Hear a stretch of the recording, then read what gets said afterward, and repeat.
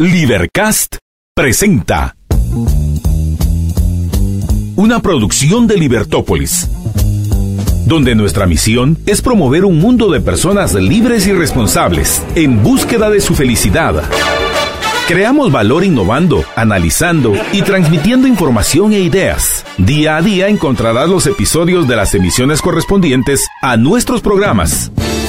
Contravía, todo a pulmón. Contravía por la tarde, más negocios y Liberviernes.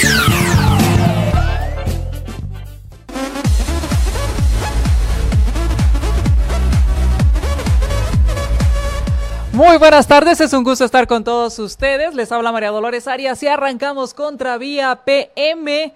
Y pues yo tengo las 6 y algo, ahorita les digo 6 y algo es cualquier hora, ¿verdad? No, ahorita les digo quiero 6 y 8 de la tarde, 6 y 8, tráfico bastante complicado aquí en la ciudad, así que vaya con calma. Quienes nos van escuchando por la 102.1 FM en su vehículo, en el tránsito, respire profundo y permítame que lo acompañe durante este tiempo, durante su recorrido hacia su destino.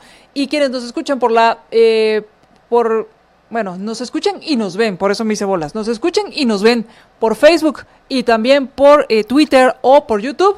Bienvenidos a nuestras diferentes plataformas. En Facebook transmitimos por libertopolis.com, en YouTube nuestro canal es Libertópolis y por Twitter nuestro canal es @Libertópolis y nos encuentra en Periscope. Así que bienvenidos a todos, muchas gracias. Después de una breve ausencia, que dejé algunos programas preparados para ustedes, pues ya estoy aquí de vuelta, una semana de mucho aprendizaje, de mucho conocimiento, el cual iré compartiendo con ustedes poco a poco en un mundo que realmente para mí era desconocido, el mundo de la nicotina y del tabaco. ¿De qué se trata todo esto? Pues de eso fui a aprender, así que después iré platicando con ustedes acerca de estos temas.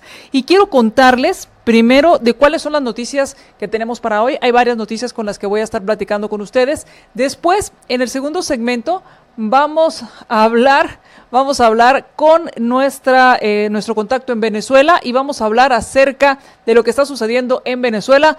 Un saludo a nuestro gran amigo Estuardo que por aquí se apareció y también a José que anda por acá en los descontroles.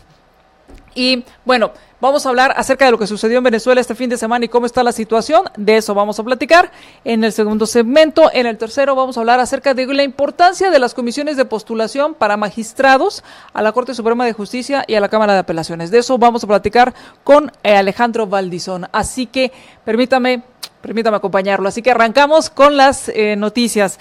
Una de las notas es que, la FESI debe determinar, y estas son declaraciones que da el mismo fiscal, jefe de la Fiscalía Especial contra la Impunidad, conocida como FESI, pues aclara que se debe determinar si el presidente Jimmy Morales tenía conocimiento de los cheques, de estos cheques cuando los firmó por 158,642 quetzales. Se debe confirmar, se debe determinar si tenía conocimiento hacia dónde iban a ir esas cuentas, hacia dónde iba a ir ese dinero, que pues terminó en manos del señor Mario Orellana, que está acusado por fraude en contra del Registro General de la Propiedad. Esto es parte de una investigación que salió en el periódico respecto a que el presidente Jimmy Morales era uno de los firmantes de estos cheques que se le habían entregado al señor Mario Orellana. Estos cheques eran de la empresa Plus Espectáculos y Promociones, de la cual son propietarios Jimmy Morales y su hermano Samuel Morales. Estos pues firmaron un cheque,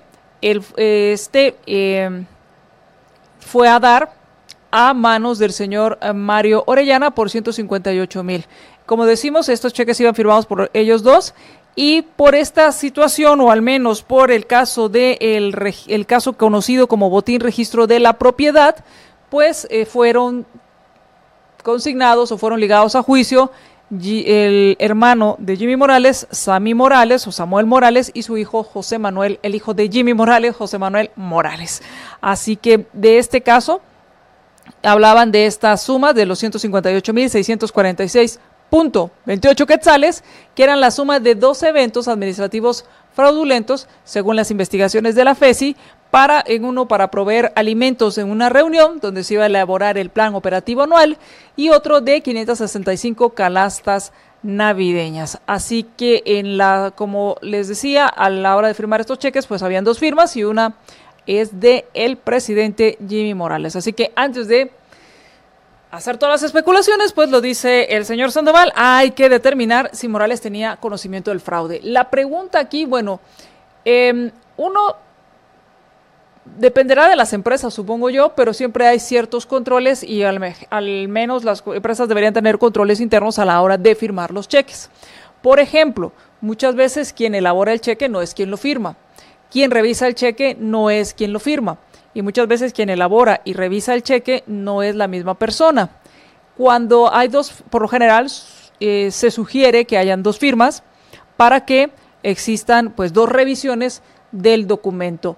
Y por un lado, que si existe una inconsistencia o alguna negativa de alguna de las firmas a pues firmar el cheque, valga la expresión, pues entonces se haga todas estas revisiones. Al final todo esto es para los mismos controles y se conoce en el ámbito administrativo como los controles internos que manejan las empresas, en especial, pues bueno, para todo aquello que son los activos de la empresa, hablando de, en este caso, efectivo, que bueno, hablamos de dinero, porque al final no era efectivo, sino era un cheque, pero estábamos hablando de dinero. Entonces, aquí mi pregunta sería, ¿cómo se puede determinar si si conocía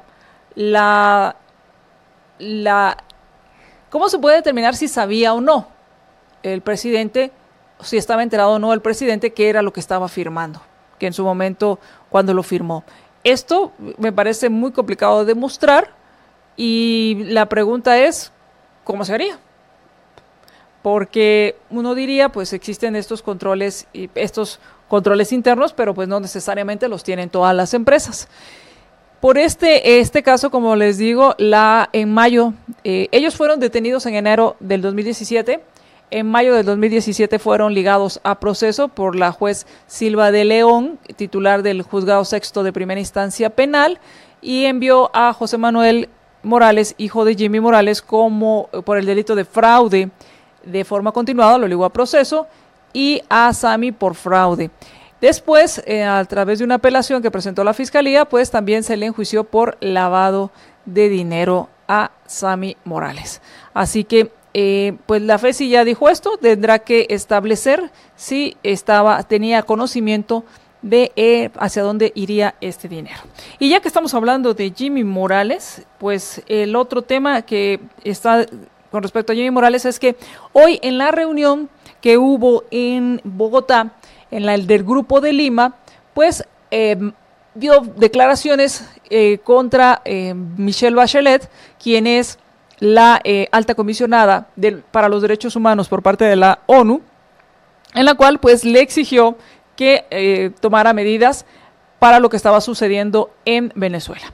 Y básicamente les cito aquí lo que él dijo: demandamos acciones fuertes de la alta comisionada Michelle Bachelet, pues consideramos que hasta el momento ella no ha cumplido su mandato a cabalidad en lo que respecta a Venezuela. Dijo esto en esta reunión de Grupo de Lima que se está llevando a cabo en Colombia. Hay que recordar, o les informo, que en esta sesión pues se encuentran varios representantes o varios gobernantes. Entre ellos pues está el vicepresidente de Estados Unidos, Mike Pence, y el presidente encargado de Venezuela, Juan Guaidó.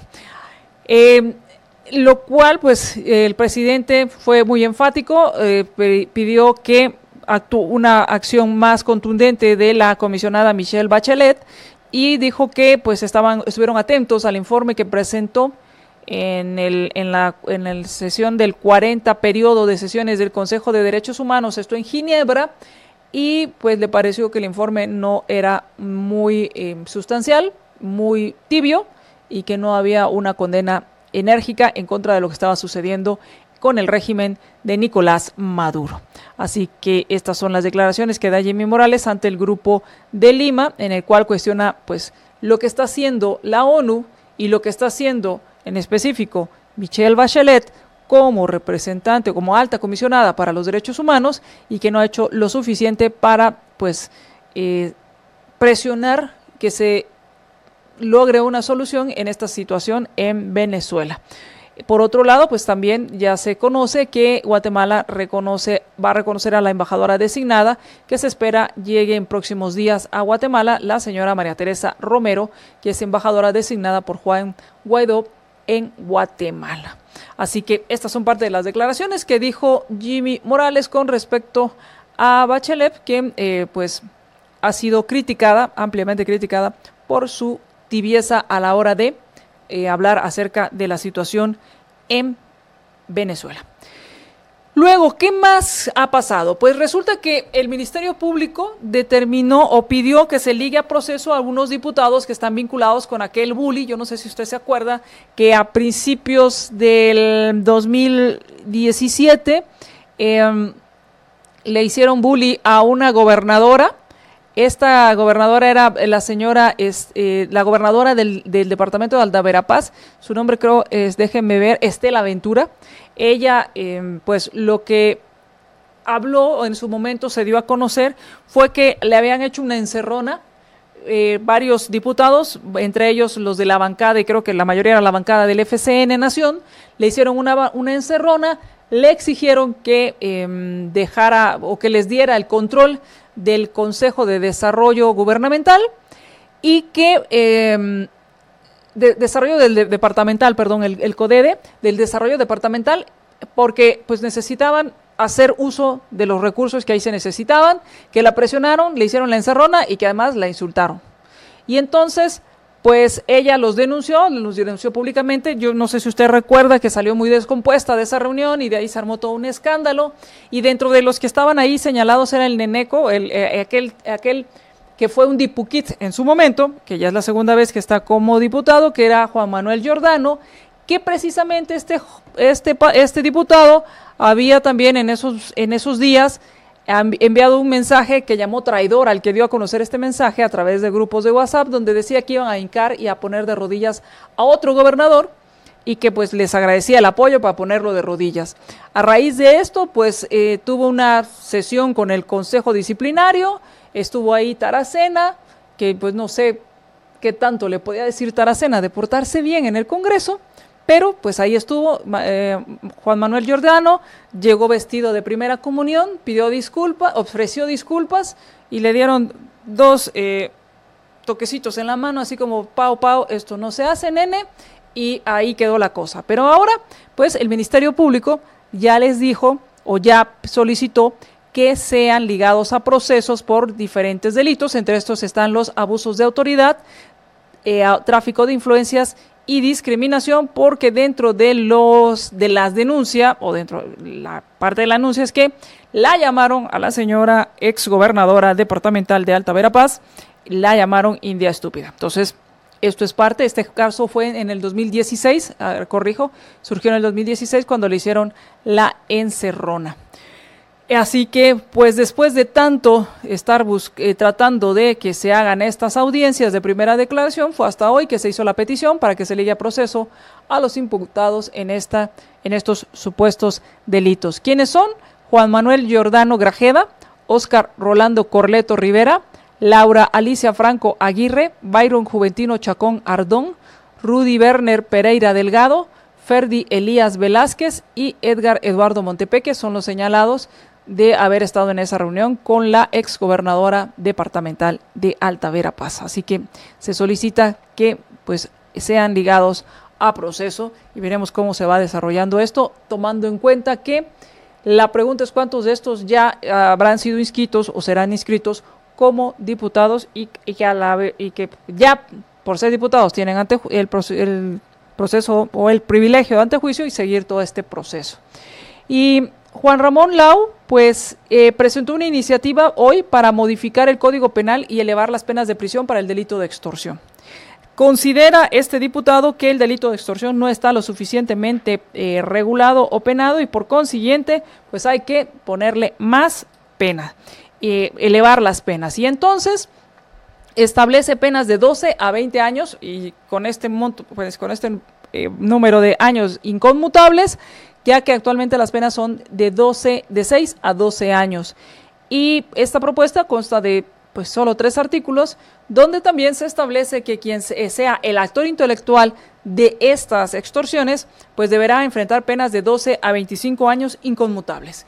Mi primera pregunta al respecto es si se van a incluir las extorsiones que cometen a la que son expuestos o son sujetos los tributarios o aquellos que hacen trámites ante el gobierno. Y si van a ser también enjuiciados todos estos diputados que aprueban estas propuestas o estas leyes que le dan más poder a los extorsionistas legalizados a través de las leyes que ellos aprueban. Pues ojalá se incorpore también esta parte en el delito de extorsión. Y vamos a ir al corte y cuando regresemos vamos a continuar hablando de noticias y haremos también nuestro enlace hasta Venezuela para saber qué está sucediendo después de el intento de entregar ayuda humanitaria en Venezuela y desafortunadamente con pérdidas humanas que lamentar. Vamos a ir al corte y regresamos. Estás escuchando Libertópolis.com. Ideas con valor.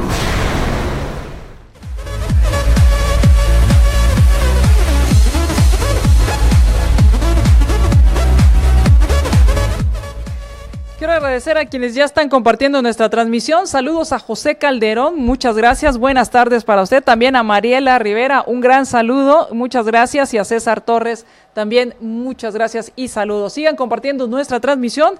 Recuerden que es importante que cada vez más lleguen estas ideas y que cada vez cuestionemos más acerca de lo que está sucediendo. Un tema que me parece interesante es la data. La información. La data y la información es muy relevante cuando la tenemos a tiempo, cuando es confiable, cuando es relevante, o sea, en tiempo y que nos permita tomar decisiones. Y Cescom es una empresa con soluciones tecnológicas innovadoras y completas para controlar los activos móviles de la empresa.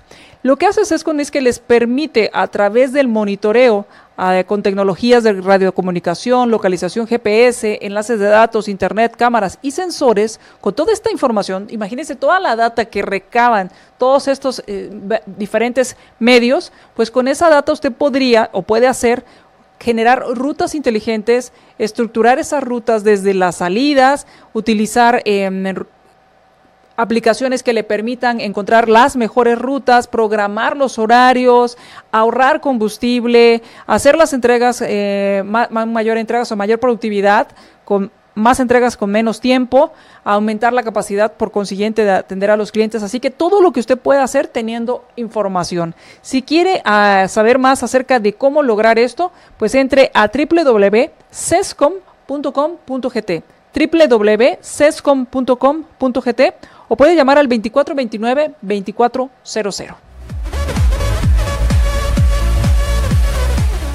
Tenemos ya en línea a nuestra invitada Andrea Rondón de Se Dice Libertad hasta Venezuela. ¿Qué tal, Andrea? ¿Cómo estás? Hola, buenas noches. ¿Cómo estás, María? Muy bien, gracias. Qué gusto oírte y me gustaría que nos contaras qué fue lo que sucedió el fin de semana. Bueno, para el fin de semana se convocaron varias actividades en Caracas, la capital de Venezuela. Se convocó a una movilización desde distintos puntos para concentrarnos en la base aérea La Carlota para solicitarles, es un acto simbólico, pero para solicitarles a los soldados y a los oficiales que se encontraban en esa base aérea que permitieran la ayuda humanitaria. Simbólico porque en realidad la ayuda humanitaria iba a entrar por las fronteras y esa era la actividad principal y fundamental. Y como saben, por los distintos medios de comunicación, la ayuda humanitaria entró en algunos casos difícil, pero también hubo muertos, heridos, porque lamentablemente las Fuerzas Armadas Nacionales no permitieron la entrada y de hecho atacaron a las personas que se encontraban en la frontera y hay un saldo oficial de 4 muertos, por lo menos de la tribu de los Pemones, ¿no?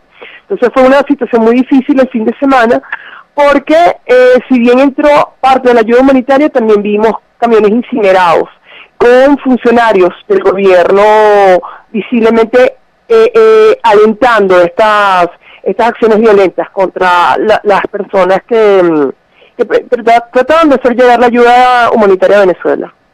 Ahora, en cuanto a estos camiones incinerados, ¿fueron los grupos paramilitares quienes hicieron estas acciones? Porque también vi varias reportes, imágenes en las cuales pues salieron varios de estos paramilitares en sus motocicletas armados a recorrer varias partes de la frontera. Sí, es lo que se conoce aquí en Venezuela como colectivos, pero los llamas muy bien, son paramilitares. Son personas fuertemente armadas, que lo que hicieron fue justamente azuzar, incentivar o justamente atacar estos camiones o estos transportes con ayuda humanitaria y también para amenazar a las personas de las poblaciones cercanas. Y la ayuda que logró entrar se conoce así, bueno, me imagino que no se conoce hacia dónde iba por las mismas cuestiones de seguridad, pero ¿saben si lograron, por lo menos logró llegar con éxito a su destino? Muy escasamente sí, porque el propio presidente encargado, Guaidó, hizo las declaraciones que parte sí pudo entrar. Y sí lograron por lo menos esa parte llegar, desafortunadamente no logró llegar en toda la ayuda. ¿Cuál fue la información que había dentro de Venezuela? Porque pues uno lo veía desde afuera, pero ¿qué era lo que se estaba conociendo en Venezuela? No, nosotros estamos realmente incomunicados. Era muy difícil acceder a la información. En el momento en el que, por ejemplo, yo participé en la concentración de Caracas, que fue la mayor parte del día sábado, no tenía acceso a la información, internet estuvo caído o, digamos, funcionaba de una forma intermitente, y nuestros canales de información realmente es el Twitter. Y realmente podíamos estar informados ya en la noche o el día siguiente. Realmente quienes estaban más informados son ustedes, los que están afuera del país. Lo cual es totalmente, bueno, es entendible en cuanto a un régimen como el de Maduro, pero es irónico que esto suceda, pero obviamente es lo primero que sucede en cualquier régimen.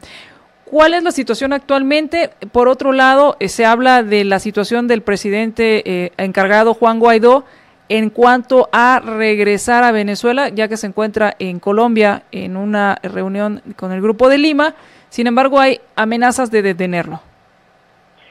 Es difícil porque incluso fue ayudado para llegar a la frontera y a llegar donde está en la reunión. Lo que te diría ahorita es pura especulación de cómo, en qué situación regresaría, la verdad.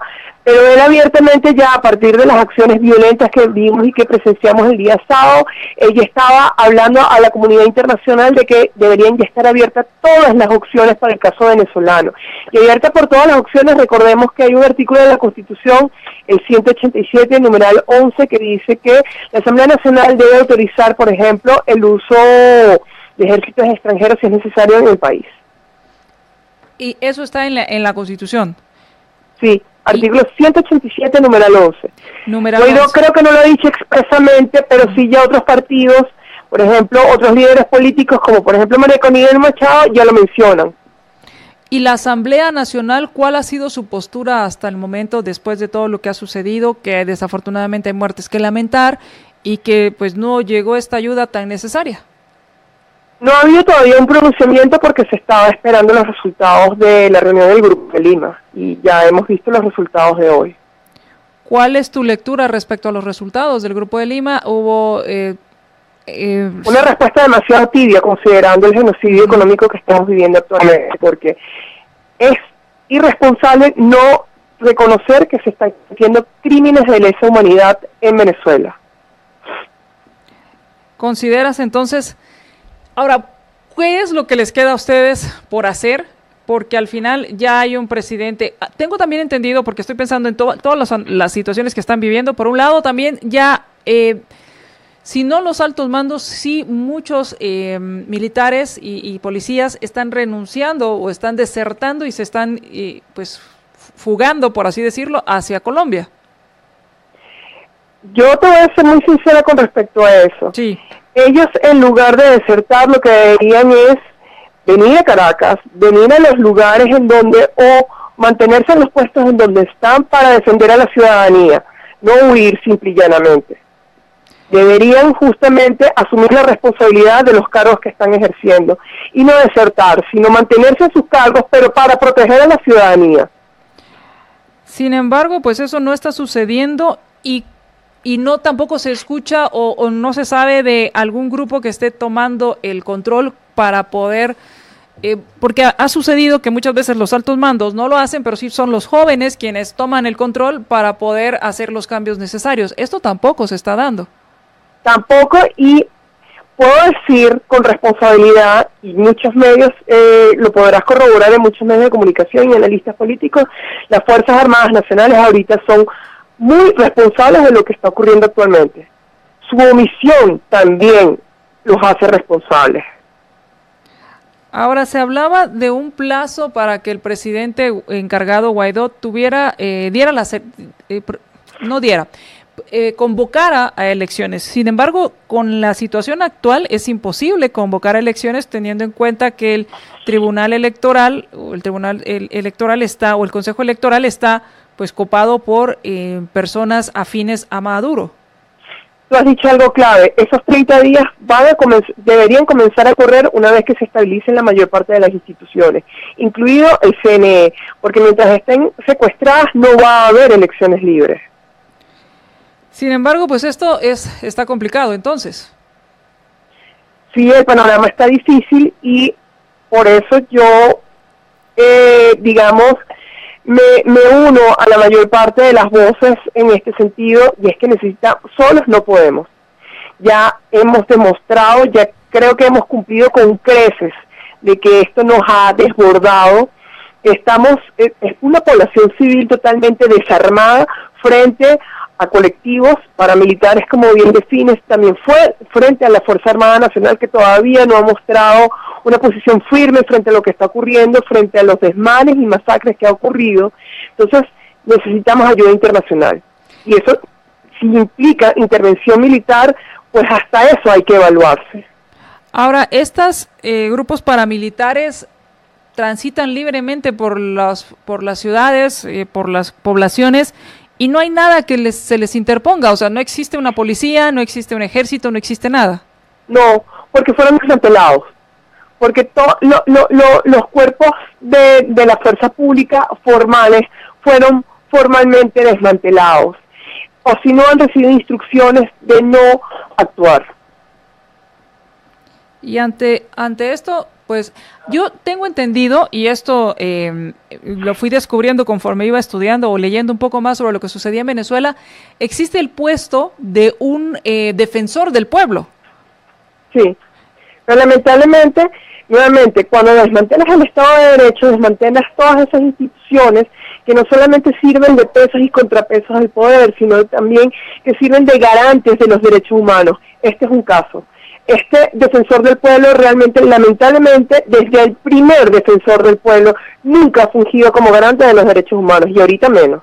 Y lo que ha sido entonces es alguien que fue nombrado por el mismo régimen y pues plegado al régimen. Totalmente, por eso es que todavía los 30 días no pueden correr, porque todas las instituciones están secuestradas.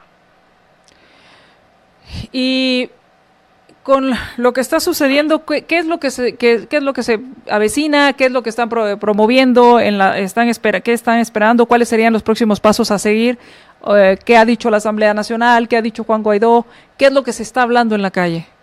Juan Guaidó, por lo menos el presidente encargado, se ha mantenido firme en señalar que lo que ha ocurrido son crímenes de lesa humanidad, que existe una verdadera crisis humanitaria, que gran parte de la población está muriendo de hambre por las políticas aplicadas por el gobierno de Maduro, que se ha ejercido violencia contra la población civil desarmada, e insiste en la ayuda humanitaria, con el término técnico que desean usar: intervención, asistencia técnica, ayuda, etcétera, pero necesitamos la ayuda de la comunidad internacional, y ese todavía es el clamor y ese es el discurso, principalmente del presidente encargado. De la Asamblea Nacional, si te soy sincera, ha habido poco pronunciamiento.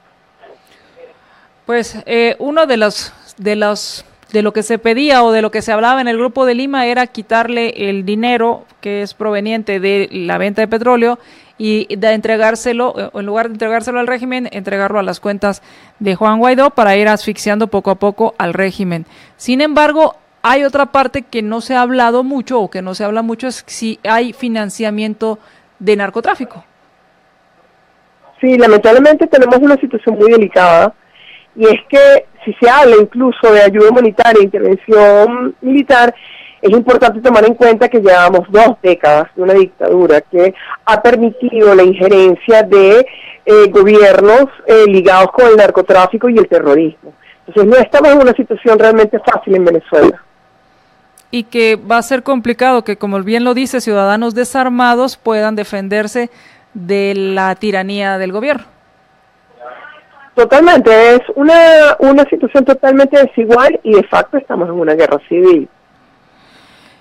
Para quienes estamos aquí en Guatemala, ¿cómo es un día en Venezuela en cuanto a conseguir alimentos, pensando en esta ayuda humanitaria que iba a llegar a hospitales? ¿Cuál es la situación actualmente? Realmente la ayuda humanitaria puede paliar ciertas situaciones, las más inmediatas, pero tenemos un problema estructural, porque tenemos, te repito, 2 décadas de políticas económicas que se han empleado con toda la intención de llegar a la situación actual. Entonces, el día a día del venezolano es desempleo, los que tienen un empleo formal con un salario mínimo que no alcanza para suministrarse o proveerse las 3 comidas básicas, y si hay alimentos, si se consiguen ciertas medicinas y ciertos alimentos, son inalcanzables. Estamos hablando de una economía dolarizada, de personas que dependen de sueldos en bolívares, que está totalmente envilecida esa moneda, que no sirve para nada prácticamente. Estamos en las antípodas de una economía, estamos en una economía de trueque prácticamente, y donde casi nadie tiene las herramientas para conseguir lo mínimo para subsistir. Ya no hablamos de calzado, de ropa o de recreación, ya hablamos de lo mínimo, hablamos de alimentación. Pues lamentamos mucho lo que está sucediendo y esperamos que pues actúen, al menos haya una mayor decisión o una mayor intervención por parte de los demás estados, y que se pueda hacer algo y que pues se encuentre, que Juan Guaidó encuentre el apoyo para restablecer el orden, porque después viene mucho por hacer.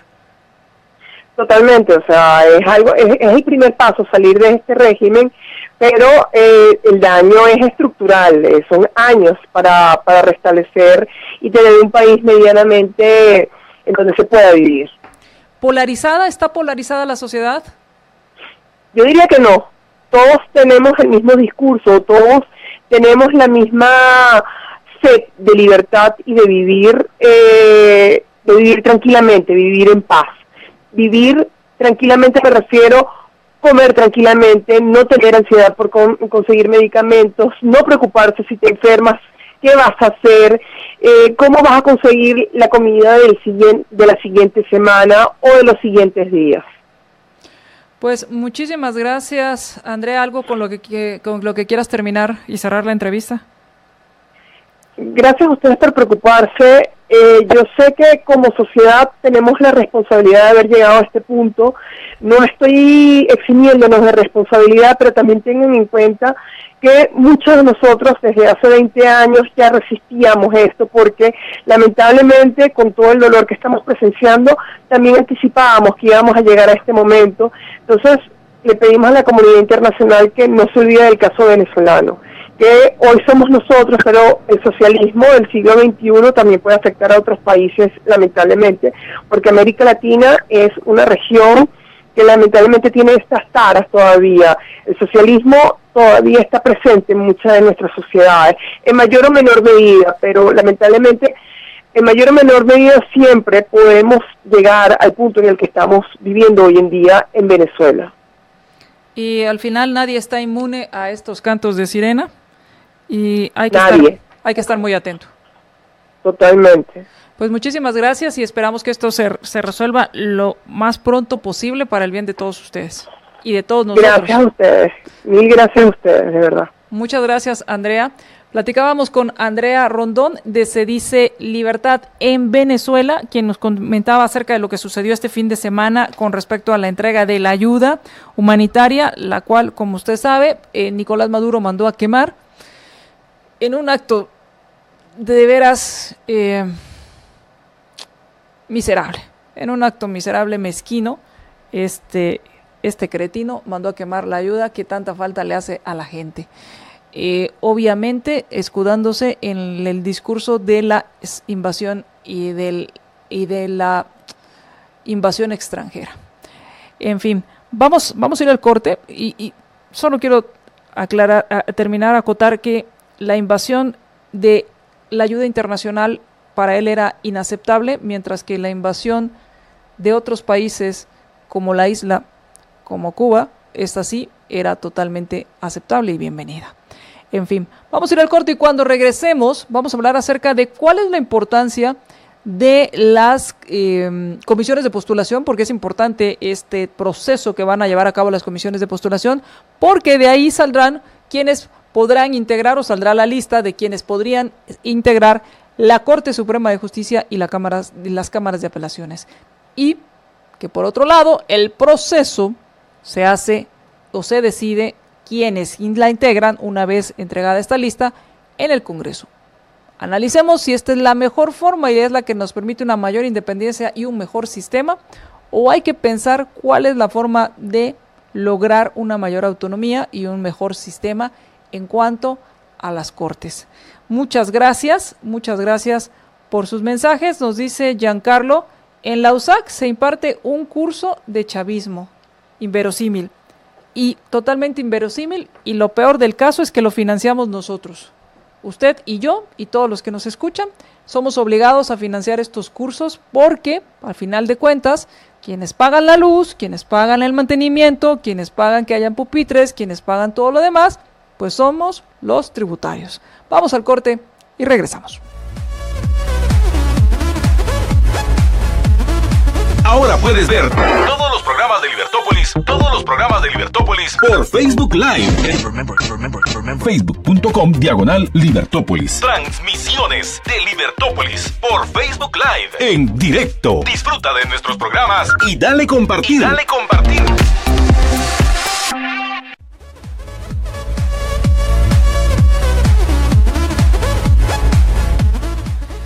Pues bueno, como les contaba, el diputado Juan Ramón Lau quiere aumentar las penas de prisión para la extorsión. Esto es una modificación, una iniciativa que está proponiendo.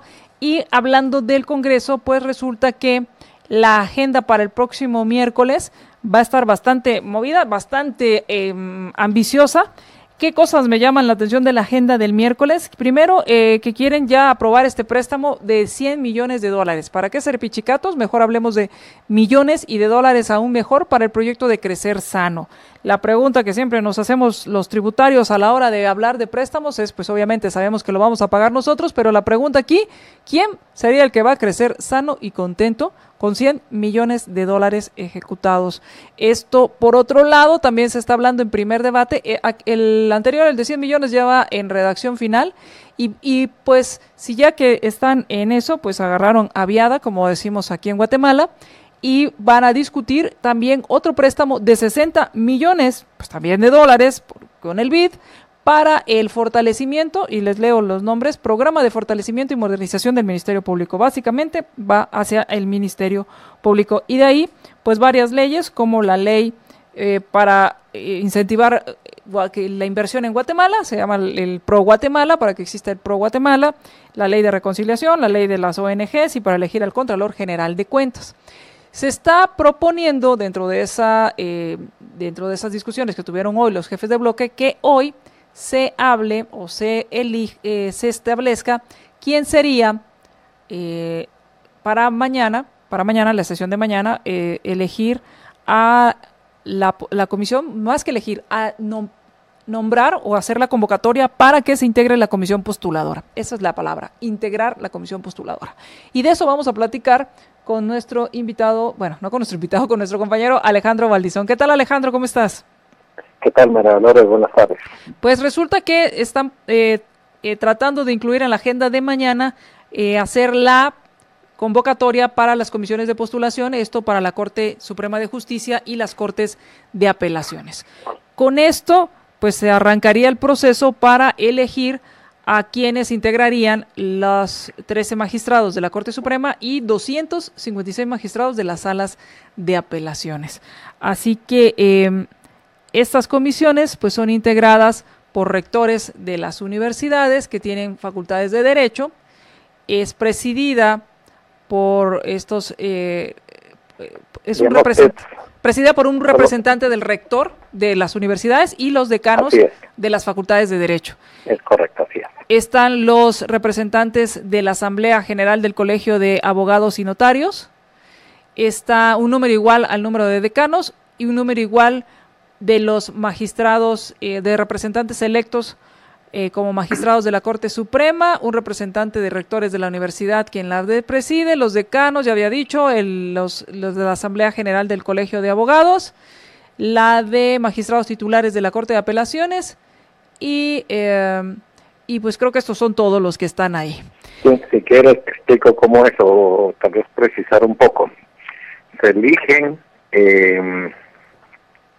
magistrados de Corte Suprema, que como decía son 13, y todos los magistrados de la Corte de Apelaciones. La Corte de Apelaciones está dividida en múltiples salas, que pueden ser salas civiles, salas penales, salas laborales, salas de lo contencioso administrativo, digamos que serían las principales, y de esos son esos 250 y tantos que tú mencionaste. ¿Estos magistrados los elige también el Congreso? Sí, sí.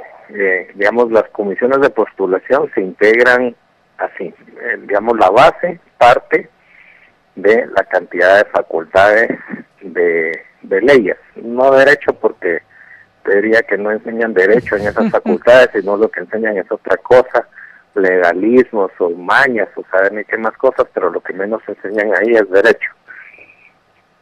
Pero en esas facultades mal llamadas de derecho, digamos, eso te da un número y luego hay que digamos, hay otros comisionados que participan por igual número, es decir, si hay 9 facultades, pues son 9 representantes electos en asamblea, en el Colegio de Abogados, ahí vamos todos los abogados, votamos en una elección y se escoge por planillas, y cada quien vota por una planilla y las planillas se distribuyen bajo el sistema de representación proporcional de la misma manera que se eligen los diputados del Congreso, y entonces se asignan a la planilla tal que toca tantos, a la planilla tal tantos, así se reparten proporcionalmente casi, digamos, y luego hay un igual número que es de magistrados. Si es de magistrados, por ejemplo, si la comisión de postulación es para elegir magistrados de Corte de Apelaciones, entonces participan magistrados de Corte Suprema. Y si es de magistrados, si es una comisión para elegir magistrados de Corte Suprema, entonces en la comisión participan magistrados de Corte de Apelaciones, es decir, los de arriba, los de abajo, y los de abajo, los de arriba. Y cada comisión tiene, aparte de este número, digamos, que se divide en 3 sectores, si quieres ver así, facultades de leyes, colegio de abogados y magistrados. Aparte se elige a un representante de todos los rectores de las universidades que va a presidir cada una de estas comisiones. Era usualmente a quien siempre han elegido, por así decirlo, es el rector de la Universidad de San Carlos, es el que preside la comisión de postulación de magistrados de Corte Suprema, y algún otro rector es el que preside la comisión de postulación de magistrados de Corte de Apelaciones. Y luego, pues ellos tienen que presentar una nómina por el doble de candidatos. Digamos, en el caso de Corte Suprema son 13, ellos tienen que presentar una nómina con 26 nombres, y de esos 26, el Congreso de la República, ahí sí, como tú bien decías, con el voto de 2/3 partes, elige a los titulares y a los suplentes, tanto de Corte de Apelaciones como de Corte Suprema. Obviamente lo que tú ves es que esto es un juego político. Totalmente. Donde se requieren, digamos, mayorías para nombrar. Entonces, por ejemplo, como cada facultad de Derecho tiene un pie metido en la comisión, Tú ves que hay gente que ha hecho un montón de universidades y que ponen facultad de Derecho, que no gradúan abogados, que no tienen un solo estudiante de Derecho matriculado, pero sí tienen una llamada facultad de Derecho de nombre para tener un pie metido ahí, porque eso les da un peso. Entonces eso, digamos, incrementa el número y pues les da, digamos, una cuota de poder que pueden negociar. Si votas por mi candidato, voto por el tuyo, y así se van. Obviamente esas comisiones de postulación pues hay mucha influencia también de los intereses políticos, y al final se hace la lista, y lo peor de todo, yo creo que la peor parte de todo el diseño, es que la decisión final queda en manos del Congreso, que es el ente más politizado que puede haber, y se requieren 2 tercios, de manera que otra vez todo el mundo negocia. Votas por mi candidato, si yo voto por el tuyo, si no, no llegamos a los 2 tercios. El problema realmente está en que la Corte se renueva, bueno, problema aparte de todo lo que acabamos de mencionar, ¿no? Porque es un diseño terrible. En Guatemala hay pocas cosas que no se pueden empeorar en el mundo, y una es la elección de diputados al Congreso con ese nefasto sistema de listas, ¿verdad? Por eso es que yo he venido por tantos años insistiendo en el voto uninominal y en distritos pequeños, uninominales. Y la otra cuestión es la politización de la elección de las Cortes. Y eso es exactamente lo que pasa en Guatemala. La Corte de Constitucionalidad es un poco diferente, pero también es un mecanismo totalmente politizado. Es un pésimo sistema, pero es un pésimo diseño constitucional. La gente que diseñó la Constitución lo hizo muy a propósito, de forma muy malintencionada, para garantizarse que los políticos tuvieran poder e influencia en los jueces, y eso es exactamente lo que pasa en Guatemala.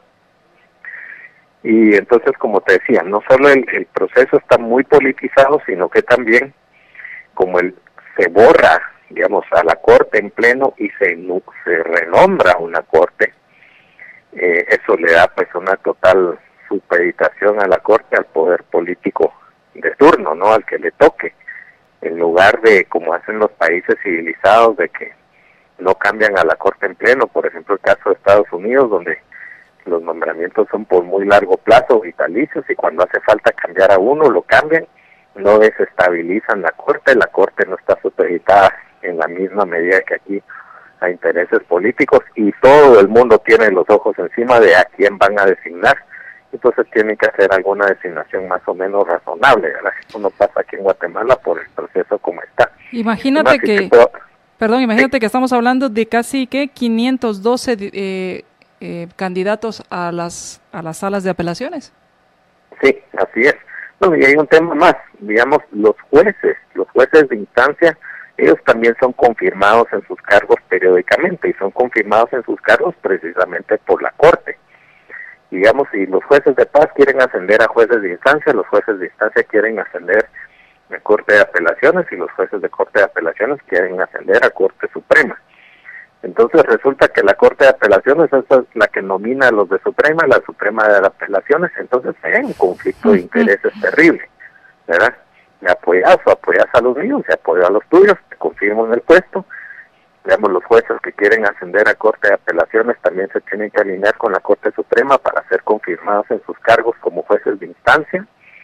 Y entonces es toda una estructura de incentivos perversos, donde toda la justicia en Guatemala se compromete con los poderes políticos. O sea, recordemos que aquí en Guatemala han salido a la luz pública los casos, sí han salido a la luz pública porque esto es de todos los días, pero por lo menos salieron a la luz pública algunos casos de jueces que tuvieron la valentía de denunciar de que políticos los estaban presionando para chantajearlos, para decirles, mire, si usted me ayuda con este caso, yo me aseguro de que usted vaya incluido en el listado, por ejemplo, para magistrados de sala y cuestiones de ese tipo, ¿verdad? Entonces, es un sistema terrible, y parte de eso es la temporalidad. Por supuesto que hay jueces decentes, yo conozco muchos jueces que de verdad hacen una tarea heroica, pero independientemente de que haya buenos jueces en Guatemala, sobre todo a niveles de instancia, el sistema es muy politizado y realmente está dado para que la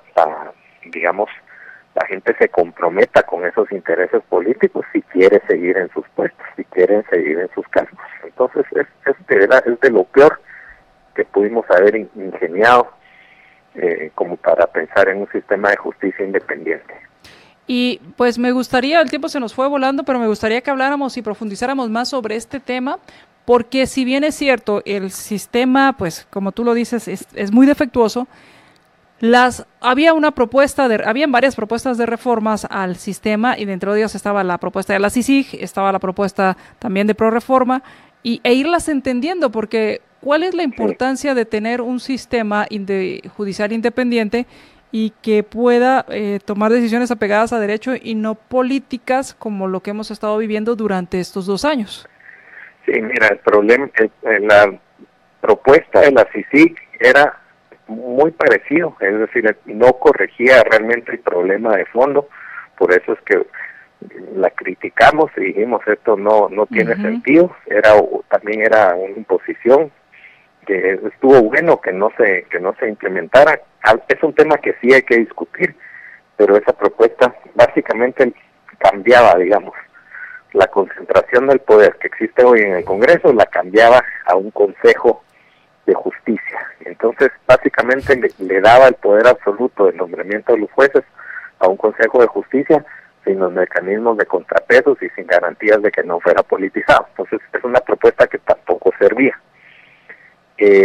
La propuesta de ProReforma era una propuesta muy interesante porque por lo menos sí tocaba el tema de la temporalidad con jueces nombrados a mucho más largo plazo. Entonces, eso te despolitiza la función. Había algo que te quería mencionar y lo traigo a colación para ilustrar el punto. Cuando se hizo la Constitución en Guatemala en 1985, la que entra en vigencia en el 86, el periodo de gobierno era de 5 años. El periodo de la legislatura era de 5 años y de la presidencia era de 5 años. Entonces te puedes imaginar, ganaba un partido la presidencia, estaba en el poder 5 años.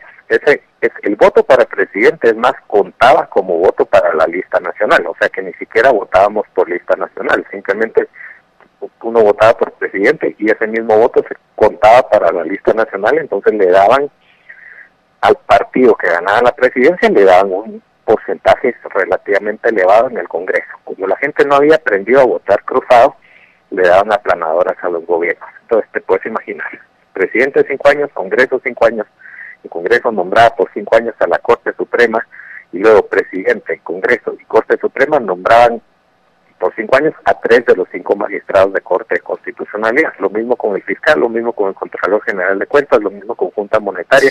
Entonces, el partido que ganaba las elecciones tenía el poder absoluto de toda la estructura del Estado, de todo. Y lo único que ha cambiado en Guatemala es que el periodo de gobierno ahora es de 4 años. De ahí todo sigue exactamente igual. Es lo peor que se te puede ocurrir en términos de diseño constitucional de un sistema republicano. La gente que hizo eso o no tiene la más peregrina idea de que es una república, o fueron tan maliciosos que lo hicieron tan adrede para que funcionara tan mal, y hoy estamos pagando las consecuencias de eso.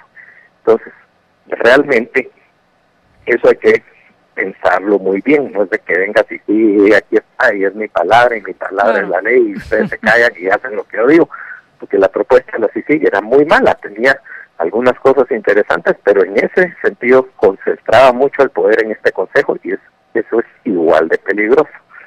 Entonces, yo realmente me inclino por un sistema, tal vez habría que pulir la propuesta. Yo he publicado muchísimo sobre esto y algunas ideas, digamos, que te podría resumir, pero básicamente el tema es quitarle a los políticos el poder de nombrar a los jueces. Eso tiene que ser el punto número 1. Y 2, no permitir que los políticos o que el periodo, digamos, o que la función del juez esté supeditada temporalmente a los intereses de los políticos.